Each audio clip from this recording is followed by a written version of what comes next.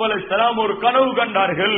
ஹஜ்ரத் யூசுப் அலைஹிஸ்ஸலாம் அவர்கள் அந்த கனவை தந்தையிடம் சொல்கிறார்கள். யா அபதி இன்னி ராய்து 11 கௌகபன் வஷம்ஸ வல் கமர்.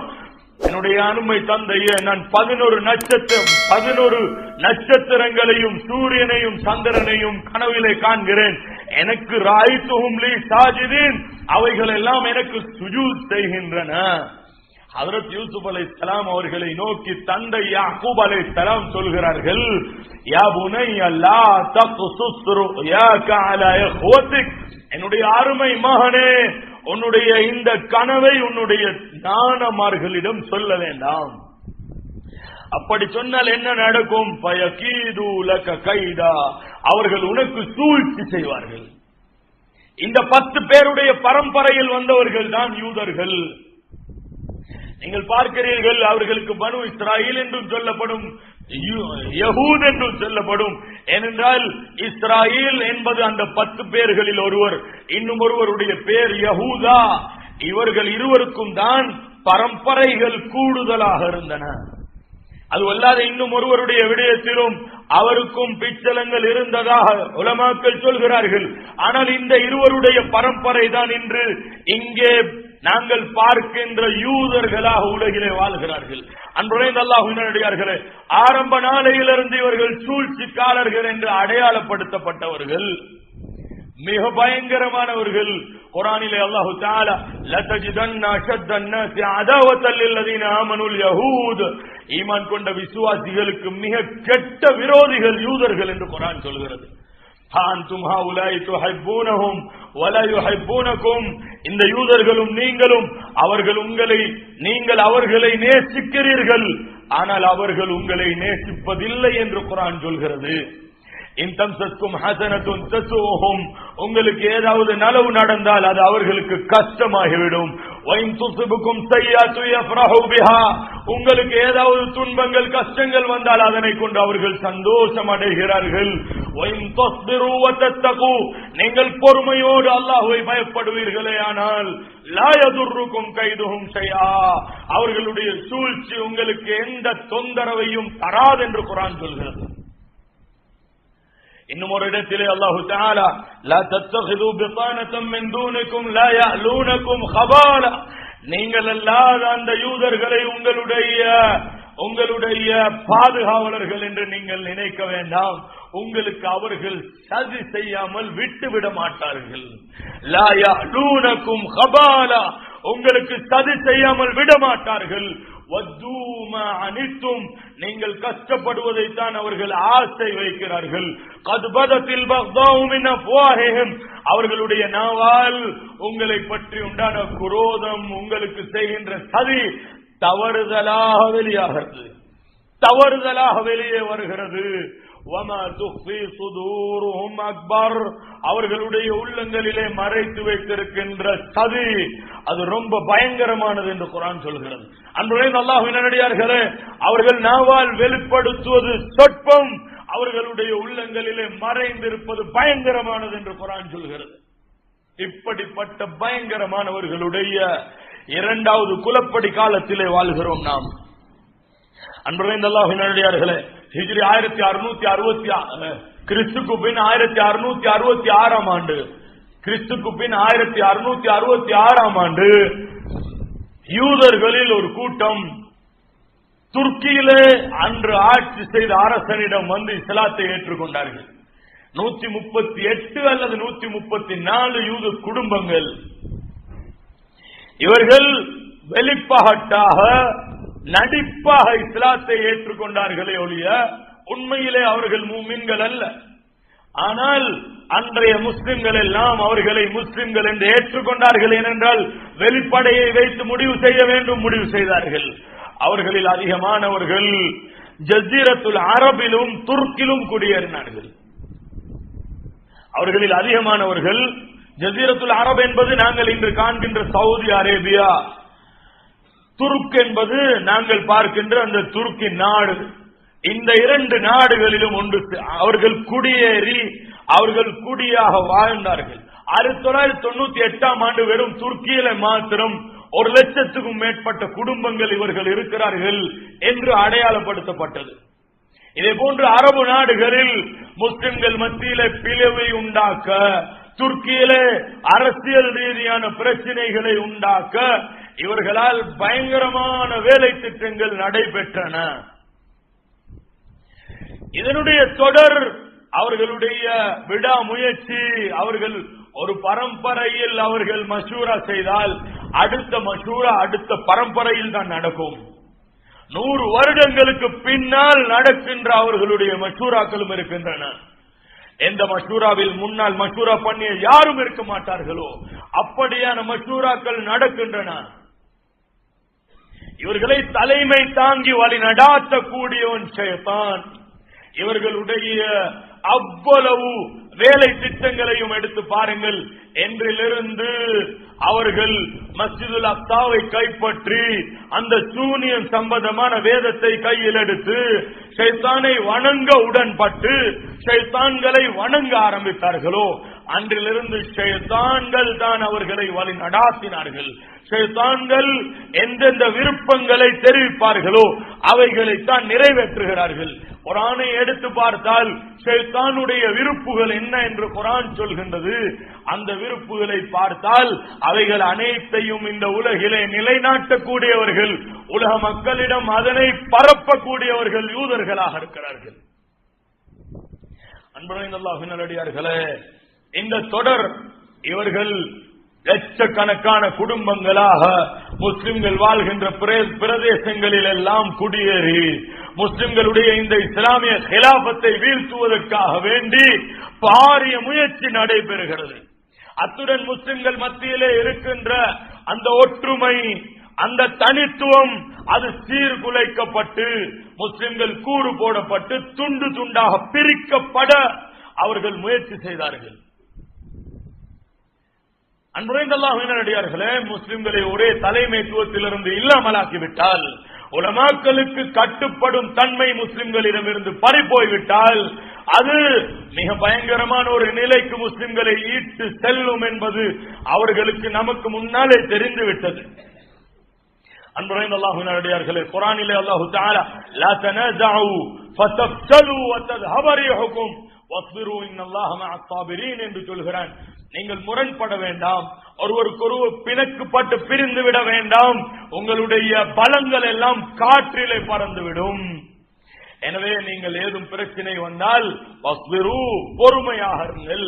இன்னல்லாஹ மஅஸ் ஸாபிரீன், அல்லாஹ் தஆலா பொறுமையாளர்களுடன் இருக்கிறான். பொறுமை என்பது பழமையிலே உண்டாக வேண்டும். உங்களுக்கு தெரியும் 4 மذஹபுகள் இவைகள்.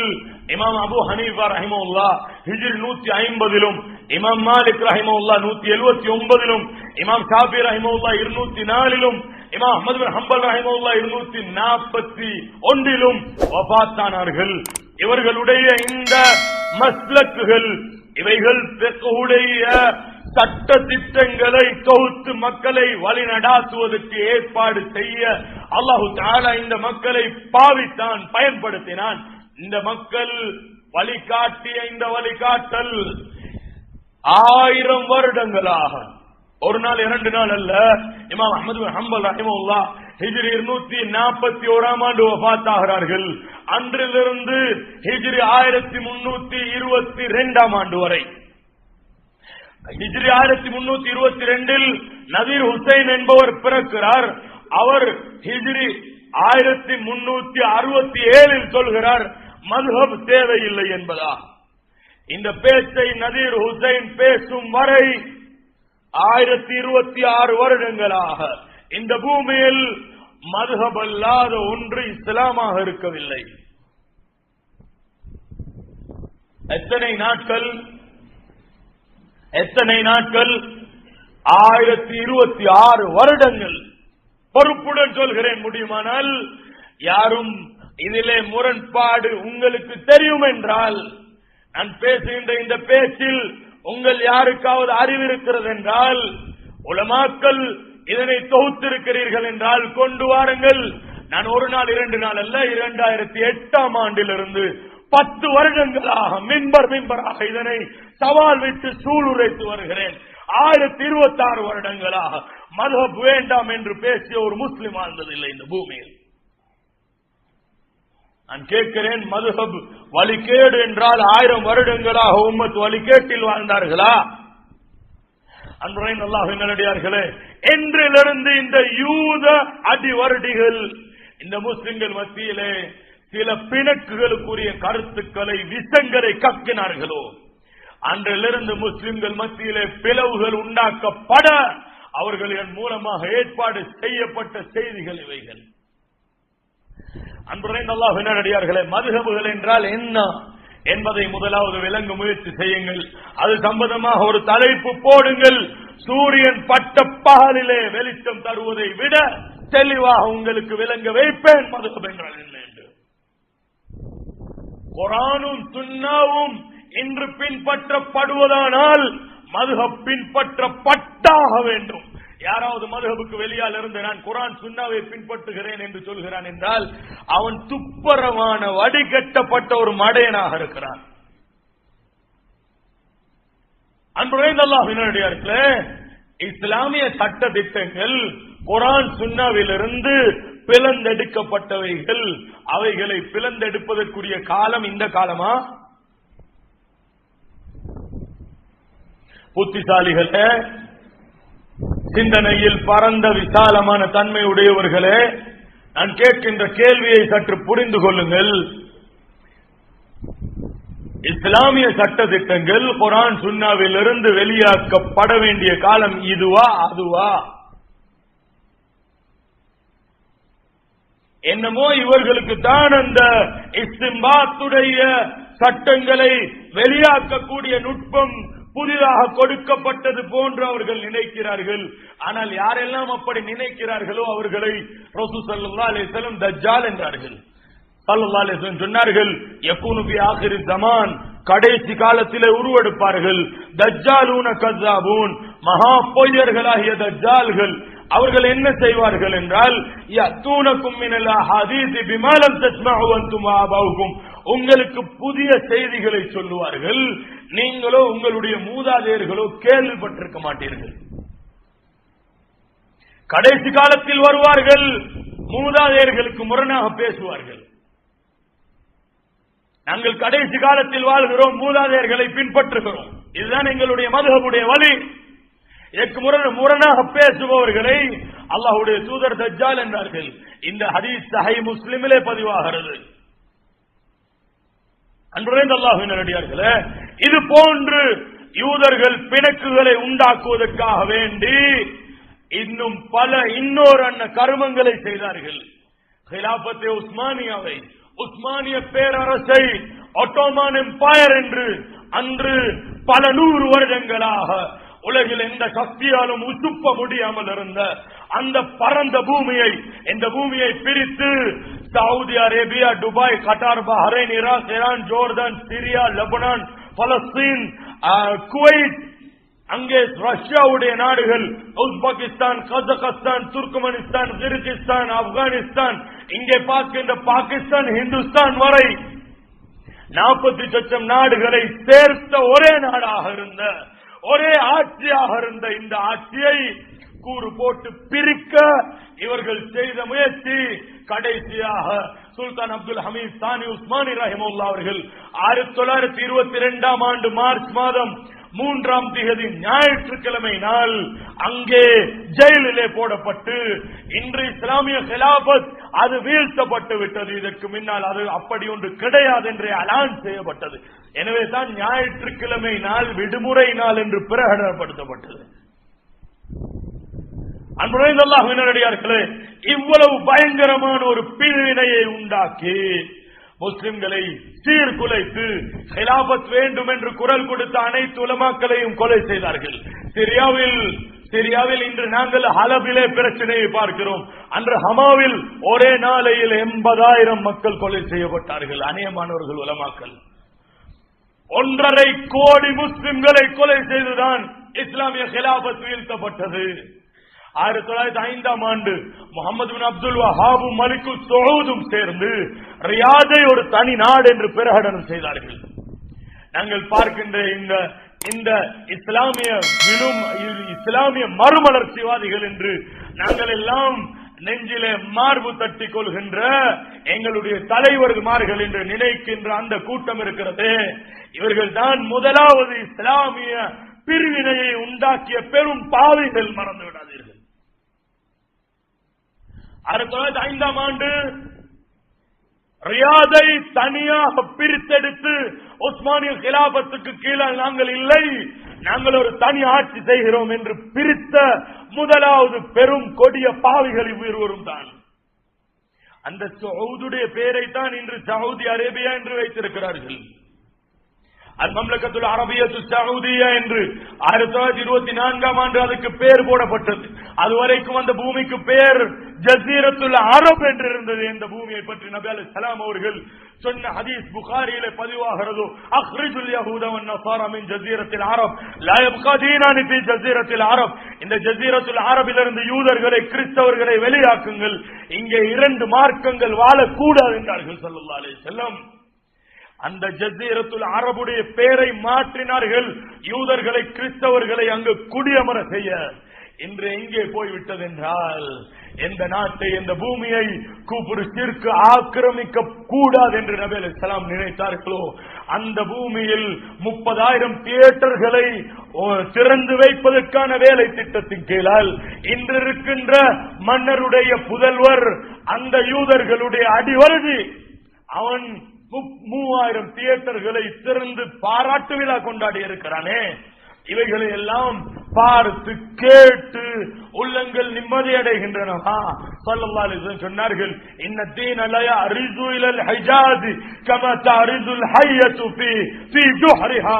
முஸ்லிமிலே வரக்கூடிய ஹதீஸ் சொன்னார்கள் ஸல்லல்லாஹு அலைஹி வஸல்லம், இந்த தீன் இந்த மார்க்கம் மக்கா மதீனாவிலே போய் ஒடுங்கும் எப்படி ஒரு பாம்பு பொந்திலே போய் ஒடுங்குகிறதோ அப்படி என்றார்கள் ஸல்லல்லாஹு அலைஹி வஸல்லம்.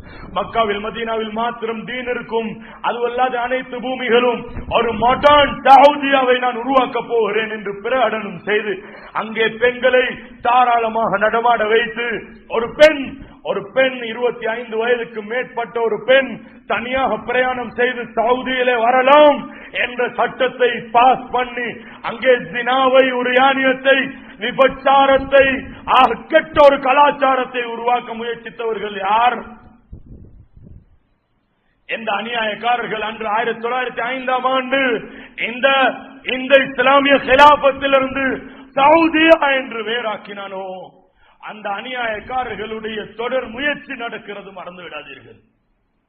இஸ்லாத்தை யாரும் விளங்கலாம், எப்படியும் படிக்கலாம், வாரோன் போறவன் எல்லாம் இஸ்லாத்தை எப்படியும் விளங்கிக் கொள்ளலாம் என்ற கருத்துக்களை திணித்து இந்த மௌதூதிகளும் இந்த வஹாபிகளும் இஸ்லாத்தை மண்ணாக்குவதற்காக வேண்டி வெட்டிய குழியிலே விழுந்த முஸ்லிம்களை எவ்வாறு கரை சேர்க்க வேண்டும் என்று சிந்திக்க வேண்டிய நாம் இன்று யார் யாருடையதோ பிரச்சனையை பார்த்து கொண்டு எங்கெங்கோ யார் யாரோ தலைமைத்துவத்தை தேடி கதறி குதறி கொண்டிருப்பதை நாங்கள் பார்த்து ரசிப்பதும் அதற்காக வேண்டி எங்களுடைய காலங்களை செலவழிப்பதுமாக இருக்கிறது. அன்புரைந்த அல்லாஹ்வினடியார்களே, இன்று யூதர்கள் ஆட்சி செய்கிறார்கள் முழு உலகையும். இந்த நாட்டை ஆட்சி செய்வது நாங்கள் பார்க்கின்ற ஒரு சிலர் அல்ல, இவர்கள் அவர்களுடைய வேலைக்காரர்களாக இருக்கிறார்கள். இந்த நாட்டுடைய கல்வி திட்டம் பௌத்த கல்வி திட்டமா, பொருளாதாரம் பௌத்தமா, சுகாதாரம் பௌத்தமா, இல்லை இவர்களுடைய டிஃபென்ஸ் பாதுகாப்பு படைகள் அவ்வாறா, இல்லை மீடியாவை இயக்குவர்கள் இவர்களா? ஒரு நாட்டுக்கு சுதந்திரம் கொடுக்கப்பட்டிருந்தால் அந்த நாடு அதற்குரியதாக மாறி இருக்க வேண்டும். இங்கே ஆட்சிக்கு திரும்பவும் விஜயபாகு பராக்கிரமபாகு வந்திருக்க வேண்டும், அவர்களுடைய ஆட்சி முறை நடந்திருக்க வேண்டும்.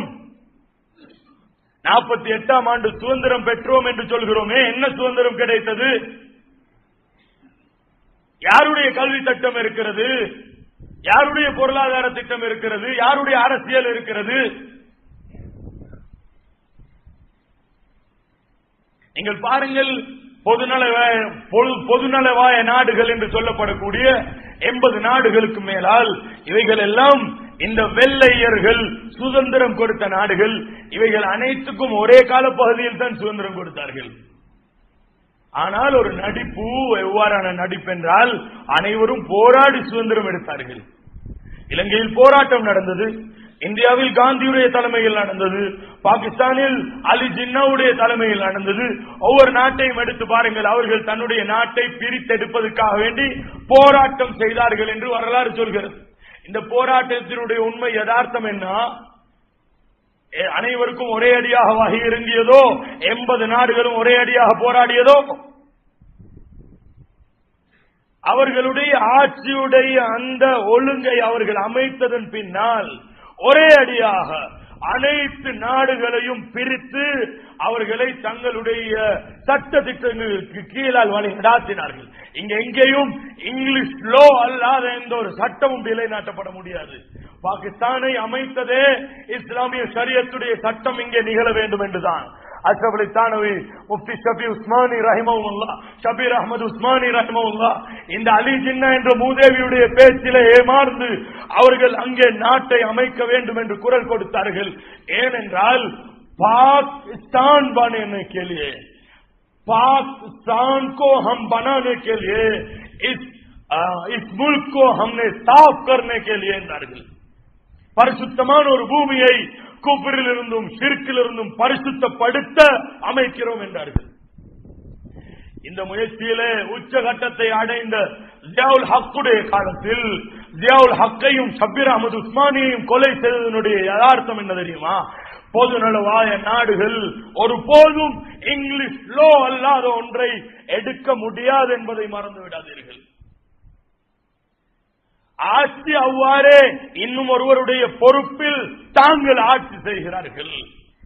அன்புரைந்த அல்லாஹ்வின் அடியார்களே, யதார்த்தங்களை பேசினால் இவ்வாறு நமக்கு பேசிக்கொண்டே செல்லலாம். எந்தெந்த விடயங்களை கொண்டெல்லாம் இவர்கள் குலப்படிகளை உண்டாக்கி உயர்வை அடைந்தார்களோ அவைகள்தான் கல்வி, பொருளாதாரம். முதலாவது குர்ஆன் சொல்கிறது, அல்லாஹ் தஆலா இந்த விடயத்தை இவர்களுடைய இரண்டாவது குலப்படி காலம் நடந்தால் என்ன நடக்கும் என்று அந்த சூரா பனு இஸ்ராயீலிலே தொடர் வசனங்களாக சொல்கிறான். சும்மா ரதத்னா லகுமுல் கர்ரத அலைஹிம், இரண்டாவது குலப்படி காலம் அவர்களுடைய கையிலே மீண்ட பொழுது வம்தத்னாகும் பிஅம்வாலி வ பனீன், முழு பொருளாதாரம் அவர்களுக்கு சொந்தமாகிறது. குழந்தை குட்டிகளை யார் பெற்றாலும் யூதனுடைய குழந்தையாக மாறுகிறது. பாருங்கள், பொருளாதாரம் எவ்வாறு இருக்கிறது என்றால், உலகில் எந்த ஒரு நாட்டுக்கும் அந்த நாட்டுடைய காசை, பணத்தை எந்த ஒரு அதிகாரத்துடனும் அச்சடிக்க முடியாது.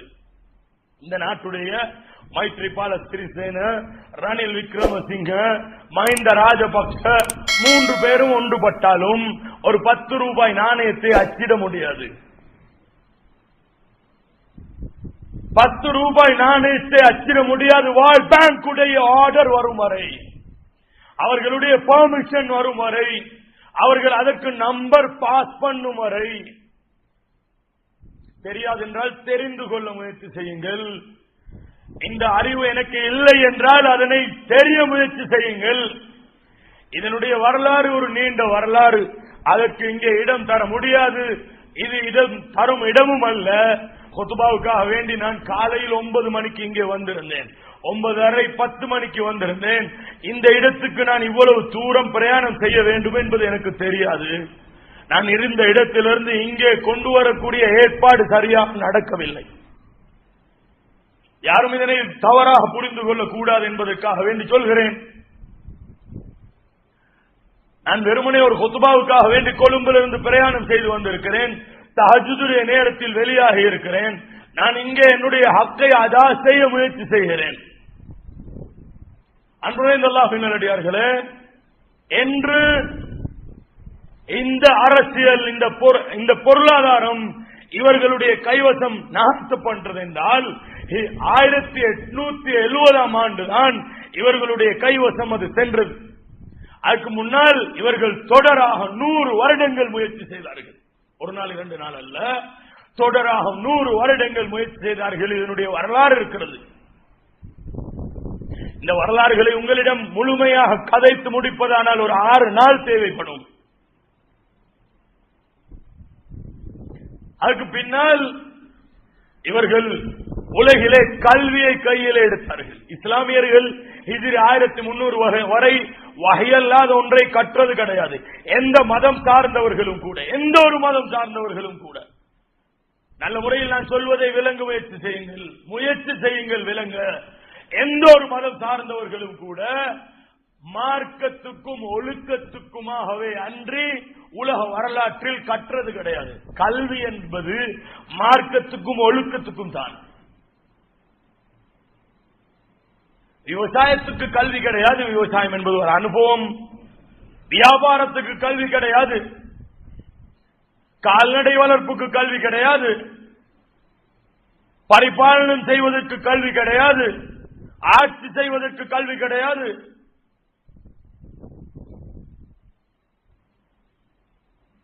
அங்கே மார்க்க சட்ட திட்டங்கள் பேணப்பட வேண்டும் என்பதற்காக மார்க்க கல்வி இருக்கிறது. இவைகளுக்கு என்று கல்வியை உருவாக்கி வைத்தது யார்? நீங்கள் ஒரு 100 வருட வரலாறு எடுத்து பாருங்கள். யாரிடம் இவைகள் கல்வியாக இருந்தது? நான் உங்களை சிந்திப்பதற்காக வேண்டி உங்களுடைய சிந்தனைகளை விசாலப்படுத்த முயற்சிக்கிறேன். யதார்த்தங்களை மாத்திரம் நான் புரிய வேண்டும் என்று நினைத்தால் ஒவ்வொருவனுடைய உள்ளமும் இதற்காக வேண்டி திறக்கப்படும்.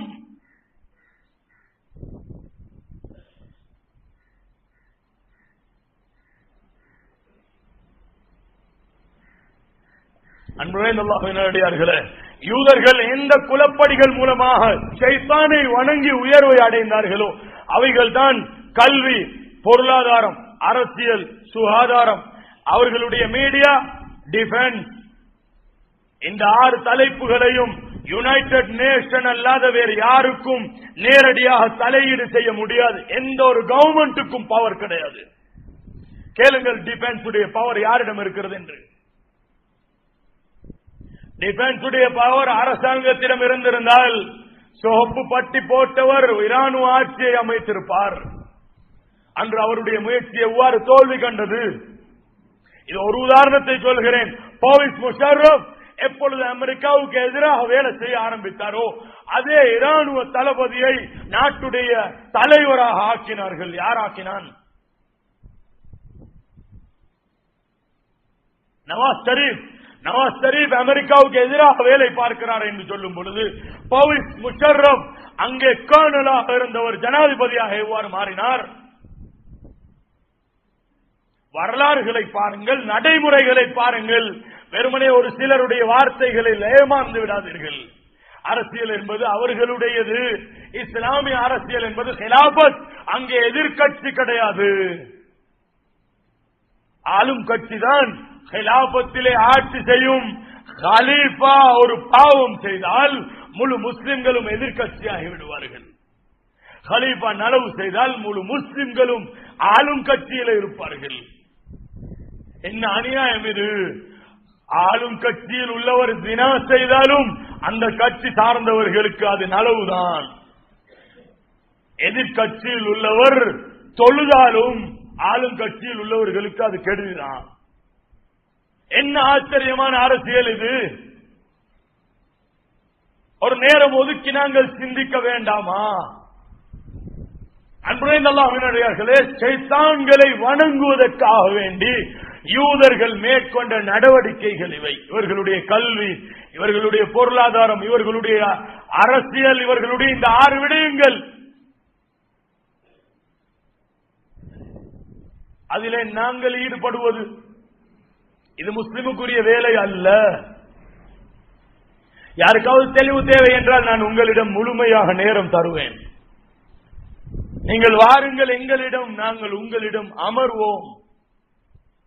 இது ஒரு சில விடயங்கள் நுனிப்புள் மேய்கிறேன், ஆனால் இதனுடைய ஆழத்தை தெளிவுபடுத்துவேன். அதுக்கு பின்னால் நீங்கள் உசும்ப மாட்டீர்கள். அன்புடைய அல்லாஹ்வினடியார்களே, இஸ்லாம் என்பது அது எங்களுடைய பலமை. இந்த அகீதாவை அஷ்ஆரி ரஹிமஹுல்லாஹ், இமாம் அபுல் ஹசன் அஷ்ஆரி ரஹிமஹுல்லாஹ் அவர்கள் தொகுத்தார்களோ அது எங்களுடைய முஸ்லிம்களுடைய முன்னோர்களுடைய அகீதாவை தொகுத்தார்கள். 4 மதுஹபுகளாக இந்த ஃபிக்ஹை அல்லாஹ் தஆலா இந்த உலகிலே வாழ வைத்தான். அதுக்கு பின்னால் உலகம் முஸ்லிம்கள் தனி ஆட்சிக்கு கீழால் தனி ஒரு தலைமைத்துவத்துக்கு கீழால் 1340 வரை ஆட்சி செய்யப்பட்டார்கள். அதுக்கு பின்னால் தான் முஸ்லிம்களுக்குள்ளால் பிளவுகள், சச்சரவுகள், சஞ்சலங்கள், பிரச்சினைகள், ஆட்சி பரிமாற்றங்கள், கொலைகள். ஒரு பூனையை பாதுகாக்க மினிஸ்ட்ரி இருக்கிறது. வனவிலங்குகளை, விஷஜந்துக்களை, யானையை பாதுகாக்க மினிஸ்ட்ரி இருக்கிறது. முஸ்லிமை பாதுகாக்க என்ன இருக்கிறது? இன்று உலகிலே பாருங்கள், கொண்டு குவிக்கப்படுகிறார்கள். உலக நாடுகளில் நீங்கள் ஒரு விருத்தம் உங்களுடைய கண்ணோட்டத்தை செலுத்துங்கள். ஒவ்வொரு வருடமும் லட்சக்கணக்கான முஸ்லிம்கள் கொலை செய்யப்படுகிறார்கள். ஆனால் முஸ்லிம்களை பாதுகாக்க யார் இருக்கிறார்? முஸ்லிம்கள் அல்லாஹுவை நம்பாமல் இவர்களை நம்பி என்ன பிரயோஜனம் கண்டார்கள்? இன்றும் நீங்கள் சிவப்பையோ பச்சையோ நீலத்தையோ நம்பிக்கொண்டிருக்கும் காலம் எல்லாம் நானும் நீங்களும் அதே சோதனையை நோக்கி நகர்ந்து கொண்டிருக்கிறோமே ஒழிய அல்லாஹுவை நம்பி அவன் பக்கம் மீளாதவரை இதற்குரிய தீர்வை ஒரு நாளும் அடைய முடியாது என்பதை மறந்து விடாதீர்கள். இது ஷைத்தான்களை திருப்திப்படுத்த, அவர்களை வணங்க யூதர்கள் ஏற்படுத்திய வணக்க வழிபாடு என்பதை மறந்து விடாதீர்கள். ஆனால் இவைகளுக்கு தீர்வு இருக்கிறது. உலகிலே இன்று அவர்களுடைய அனைத்தும் கொடி கட்டி பறக்கின்றன. ஆட்சி என்றால் அவர்களுக்கு தான், பொருளாதாரம் என்றால் அவர்களுக்கு தான். நீங்கள் நினைக்கிறீர்களா அவர்கள் எங்களுடைய நாட்டில் 1 கோடி ரூபாய் என்பது எங்களுக்கு எவ்வளவு பெருமதியாக விளங்குகிறது? ஆனால் வேர்ல்ட் பேங்க் நினைத்தால் 1 லட்சம் கோடி ரூபாயை எந்த முதலும் இல்லாமல் கொண்டு வந்து சேர்க்கலாம். 1 ரூபாய் செலவில்லாமல் வேர்ல்ட் பேங்க் நினைத்தால் 1 லட்சம் கோடி ரூபாயை கொண்டு வந்து சேர்க்கலாம். இன்று யூனிசெஃப் செலவழிக்கிறது. யுஎன்னுடைய ப்ராஜெக்டுகள் இங்கே நடக்கின்றன. அவைகளுக்கு எல்லாம் பயங்கரமான முதலீடு செய்யப்படுகின்றன. இவைகள் அனைத்துடைய அடிப்படையும் அவைதான். பொருளாதாரம் என்பது தனக்கு தேவைப்பட மாட்டாது. எங்கெல்லாம் வியாபாரங்களை கையில் எடுத்தார்களோ சம்பாதிப்பதற்காக அல்ல, அந்த வியாபாரங்களை அழிப்பதற்காக. விவசாயங்களை கையில் எடுத்ததெல்லாம் அந்த விவசாயங்களிலே நஞ்சூட்டுவதற்காக. இன்று 1 மணி அரிசி கிடையாது நமக்கு சுத்தமாக சாப்பிடுவதற்கு. அனைத்தும் நஞ்சூட்டப்பட்டவையாகவே உண்ணப்பட வேண்டும். மரக்கறியை பாருங்கள். இல்லை என்றால் இன்று இருக்கின்ற தேங்காய் கூட ஜெனட்டிக்காக இருக்கிறது. ஜெனடிக் என்பது அதிகமான விளைச்சல் பெறுவதற்காக வேண்டி உருவாக்கப்பட்ட சில தாவர முறைகள். ஒவ்வொரு பழங்களும் மாற்றப்பட்டன, ஒவ்வொரு தானியமும் மாற்றப்பட்டு விட்டன.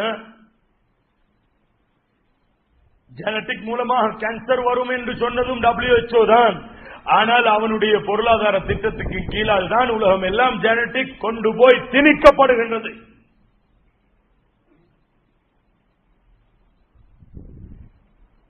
எப்படியோ எங்கு காலடி வைத்தாலும் ஒரு குலப்படிக்குள்ளால் காலடி வை என்று அதற்குரிய அனைத்தும் வரையப்பட்டு விட்டன. இப்பொழுது தீர்வு என்ன என்று கேட்டால், தீர்வு என்பது அல்லாஹு தஆலா குர்ஆனிலே சொன்ன அந்த தீர்வு தான். நீங்கள் பழமையிலே பொறுமையாக இருந்து அல்லாஹ்வை பயப்படுவீர்களே ஆனால் லா யதுர்ருக்கும் கைதுஹும் ஷைஆ, உங்களுக்கு அவர்களுடைய சூழ்ச்சி எந்த ஒரு தொல்லையும் தராது என்று குர்ஆன் சொல்கிறது. இதனால் தான் ஸல்லல்லாஹு அலைஹி வஸல்லம் சொன்னார்கள், புகாரியிலே முஸ்லிமிலே ஹதீஸ் வருகிறது, அந்த நாள் வந்தால் அந்த காலத்தில் சிறிய சிறிய மலை குன்றுகளுக்கு பக்கத்தில் போய் ஆட்டு மந்தைகளை மேய்த்துக் கொண்டு யுகீமு ஸலாத வ யூதி ஸகாத வ யஅபுது ரப்பஹு ஹத்தா யாத்தியஹுல் யகீன், யாரெல்லாம் ஜக்காத்து கொடுத்து கொண்டு தொழுகையை நிறைவேற்றிக் கொண்டு தனக்கு மௌத்து வரும் வரை அந்த மலைப்பகுதிகளிலே அப்படியே வாழ்ந்து அல்லாஹ்வை இபாதத் செய்கின்ற அந்த கூட்டம் தான் மக்களிலே சிறந்தவர் என்றார்கள் ஸல்லல்லாஹு அலைஹி வஸல்லம். ஏனென்றால் எந்த ஒரு ஃபித்னாவும் போய் சேர முடியாத காட்டு பகுதியிலே, எங்கே கரண்ட் கிடையாதோ, எங்கே எலக்ட்ரிக் கிடையாதோ, எங்கே எந்த ஒரு நவீன கருவியும் பாவிக்க முடியாதோ, எங்கே நஞ்சூட்டப்பட முடியாதோ, அங்கே தானே விளைச்சல் செய்து தன்னுடைய ஆட்டுடைய பாலை கறந்து கொண்டு தான் வாழ்ந்து மரணிக்கும் அந்த மனிதனை பற்றி சொன்னார்கள் ஸல்லல்லாஹு அலைஹி வஸல்லம். ஏனென்றால் இந்த ஃபித்னாக்களிலிருந்து ஒதுங்க நாம் கட்டம் கட்டமாக முயற்சி எடுக்க வேண்டும். நம்முடைய முயற்சிகள் அவனுடைய விடயத்தை நிலைநாட்டுவதற்காக வேண்டி செலவழிக்கப்பட வேண்டியவை அல்ல. மாற்றமாக நாம் நம்முடைய தனித்துவத்தை, இஸ்லாத்தை, இஸ்லாமிய அரசியலை, இஸ்லாமிய பொருளாதாரத்தை, இஸ்லாமிய கல்வியை, வகையை, இஸ்லாம் சொல்கின்ற வாழ்க்கை முறையை, அல்லாஹுவை மாத்திரம் திருப்திப்படுத்த வேற யார் அதிருப்திப்பட்டாலும் பிரச்சனை இல்லை என்ற அந்த கொடியேந்துதலை எடுத்து முன்னெடுப்போமே ஆனால் அல்லாஹு தஆலா நம்மை அவன் பொருந்திக் கொண்ட நல்லடியார்களிலே சேர்ப்பான். உலகிலே வெளிரங்கத்தில் பார்க்க தோல்வி அடைந்தாலும் சஹாபாக்கள் யுத்த களத்தில் கொலை செய்யப்படும் பொழுது புஸ்து வரப்பில் காபாவுடைய ரப்பின் மீது ஆணையாக நான் வெற்றி அடைந்து விட்டேன் என்று சொன்னது போன்று மக்களுடைய பார்வையிலே ஒரு இழிவான நிலையில் மரணிப்பது போன்ற தோற்றத்தில் நாங்கள் மரணித்தாலும் அல்லாஹ்விடத்தில் அவனுடைய நேசர்களாக, அவனை அடைந்தவர்களாக அல்லாஹுவை நாம் அடையக்கூடிய நிலை உண்டாகும். எனவே அல்லாஹு தஆலா நம் அனைவரையும் ஹக்கை ஹக்காக விளங்கி அதனை எடுத்து நடக்கவும், பாத்தில்களை தவிர்த்து நடக்கவும் தௌஃபீக் செய்வானா.